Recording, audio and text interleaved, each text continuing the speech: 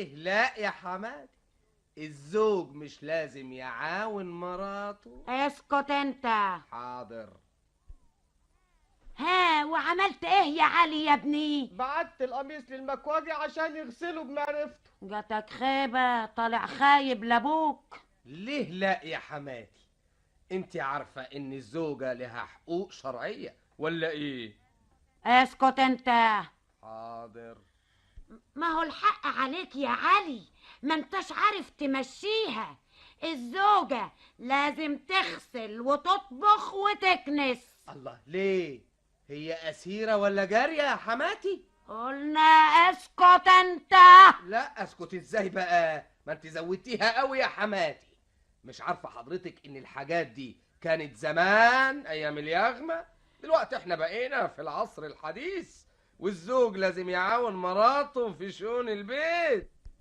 يعاونها في الغسيل؟ ويعاونها في الطبيخ كمان. هو اكتع ملوش ايدين زيها يا حماتي؟ كنوز الدراما. يا خبيث، يا مكار. مظبوط ولا لا يا حماتي؟ لا مش مظبوط. وش معنى بقى؟ ما تسيبني يا حبيبي اتفاهم مع ابني. حاضر. انت مالك؟ حاضر، خدي راحتك خدي راحتك.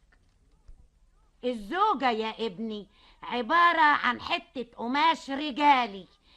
الشاطر اللي ياخدها انقص شوية، واللي اشطر اللي يفصلها على قده. الزوجة يا ماما. يا اخواتي، حلاقيها منين ولا منين؟ منك ولا من جوزك؟ الله الله. هو خلاص. الله الله الله، ايه الحكايه يا جماعه؟ انتوا مالكم عمالين تحلقوا على بعض كده ليه؟ لا دي ليها اصل يا سي علي. اصل ايه؟ الست حماتي، او بعبارة اوضح الست والدتك بتقول. ما بقولش، مش هتكلم.